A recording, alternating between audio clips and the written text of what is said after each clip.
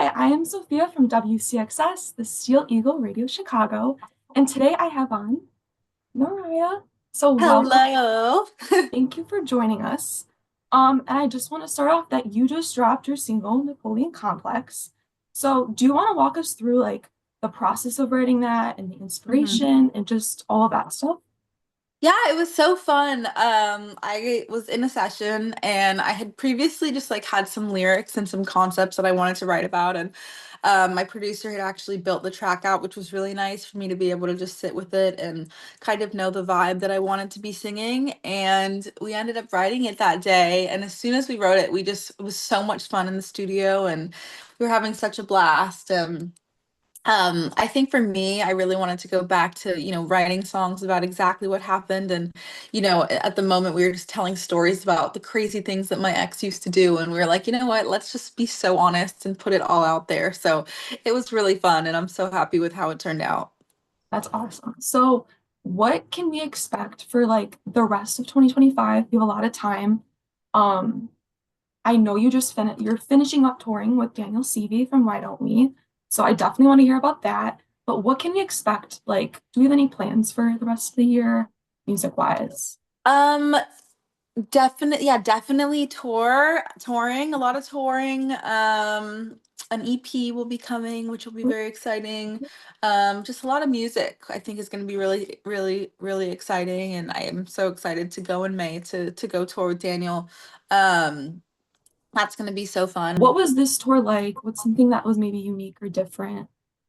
It actually was my first time going out of the country to Oh, play okay. shows, which was really cool. Not in like I've been out of the country so many times before, but never to like play shows. So it was really cool to go to places that I hadn't been and be able to hear people sing your lyrics and show up. I think was so fun, and I feel like I did get to explore a little more. And since it was my headline, I definitely got to meet so many more fans during VIP. So that was such a treat.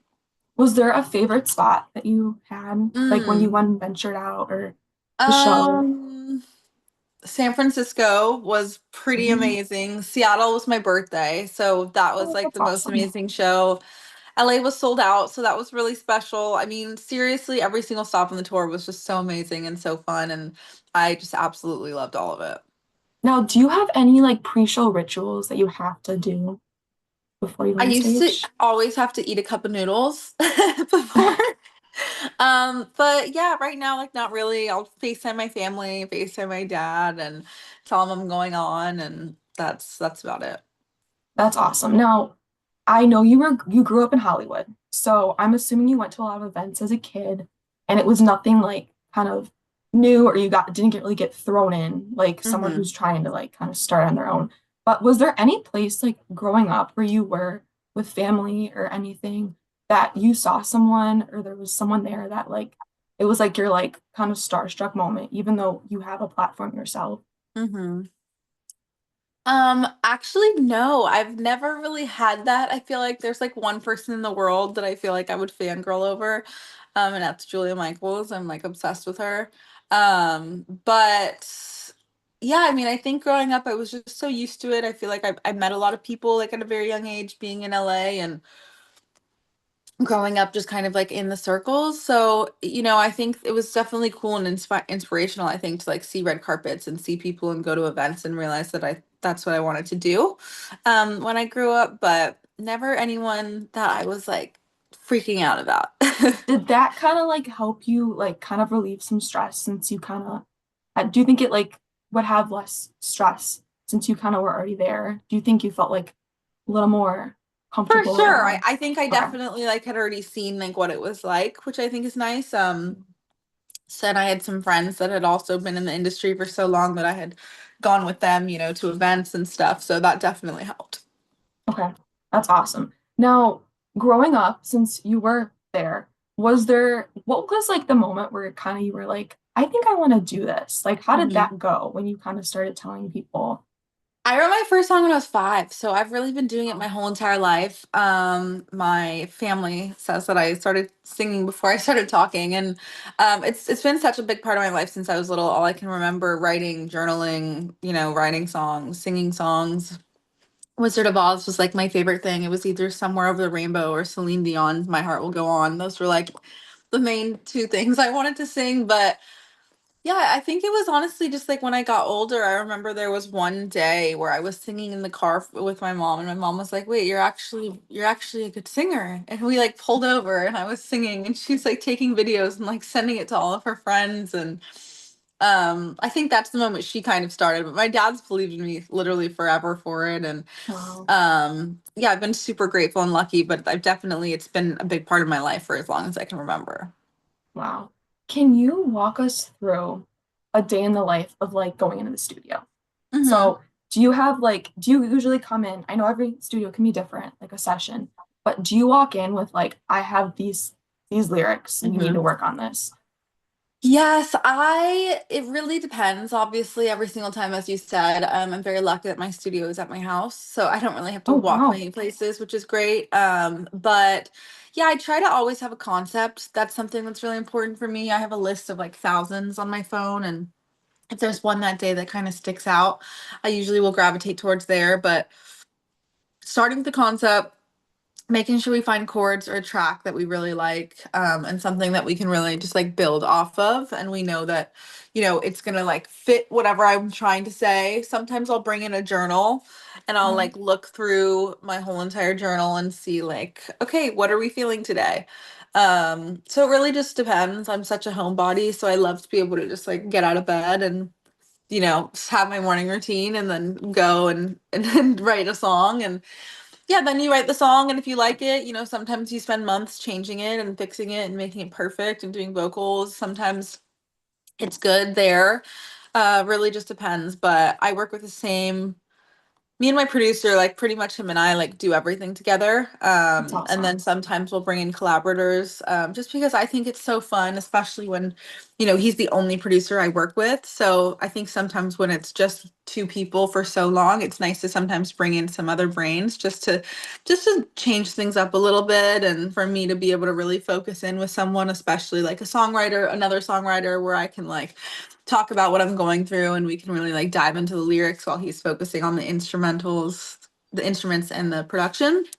So, yeah, really depends. I think right now we're going for like kind of a different tone and genre kind of that's really exciting, and I'm excited for Ooh. everyone to hear. So, we've been able to bring in some new creatives, which has been really fun to be able to work with new people. I love collaborating. Even when I write for other artists, like I'm always just like the more people the better. Like it's so fun, and you'll never get the same thing with a different group of people than you would without them. So I Wow. think it's one of the most beautiful things about writing. So with the EP and maybe a potential genre shift, I know a lot of your fans, the Noodles, are always like listening to it when there's like a heartbreak and everything. You always deliver with that.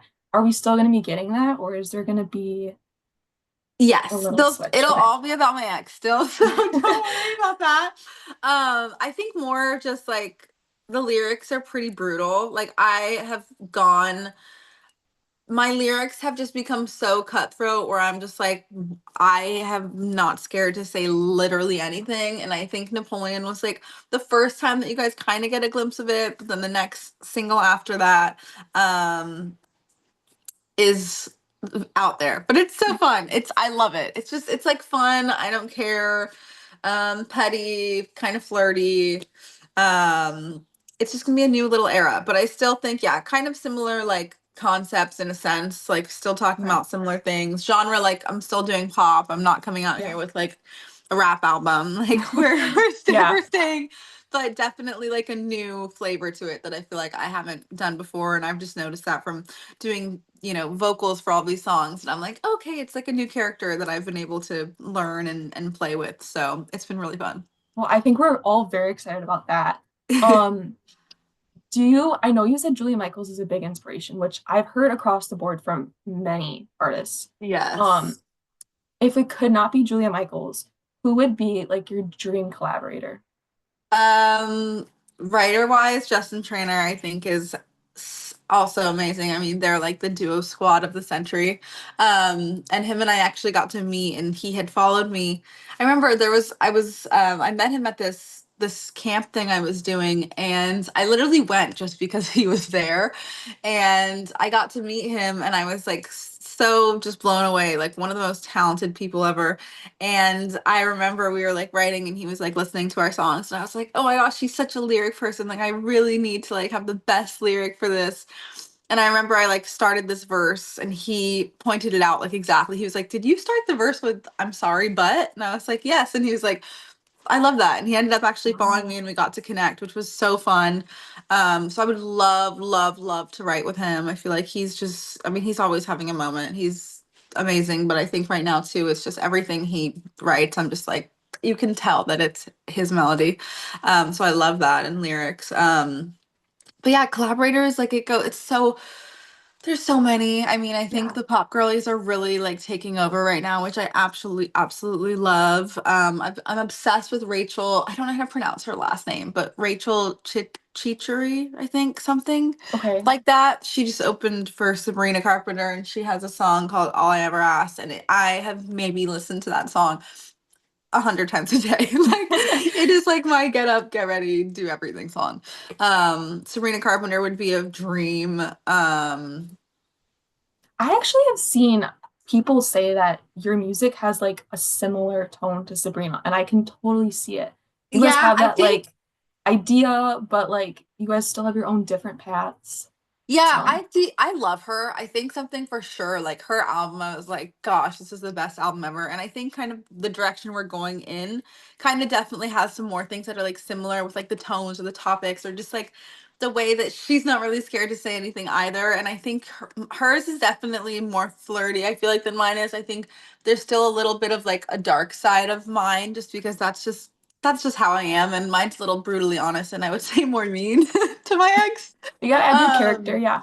yeah, but yeah, she's amazing. I absolutely adore her. So, back on tour and still on tour, what is your favorite song to perform? Like, what is the crowd you see you really vibe with? Honestly, Napoleon Complex has like become the Oh. favorite. When I get to that bridge and those lyrics, like it has been so fun like singing it and like looking around because I'm a very like bubbly, like usually all sparkly person, like in a bunch of colors and people are like, "Oh, it's like this little like innocent girl." And when I sing the bridge lyrics, they're like, what did she say? And I literally just like look into the crowd and everyone's like, huh? So that's like really funny. I love that. Unfinished Business obviously has always been Yes. such a special one, but for the Daniel tour, we actually are gonna have a different set list, which is really, really exciting. Yay. So that will be fun. That's exciting. Now we like to ask everyone that comes on, what is your best advice you can give to someone who is wanting to pursue music or wanting to get into the industry that doesn't know what path to take? My best advice is post everything you can. Don't be scared. Who cares what people are going to think? Post everything on every social media until it goes viral. And you have to have that mentality. Like, if you don't think, like, if you think it's cringy, post it. Like, the amount of things I've posted that are so cringy, like, you have to get over that hump to be able to really just, like, figure out what works for your audience and just, like, try things and don't be scared and, like, don't second guess yourself and don't overthink everything. Like just do it. Wow, that's awesome. I love that. Well, thank you so much for coming on. Thank you Um, for I having will link me. your socials down below. And thank you so much. Thank you. Have such a good day.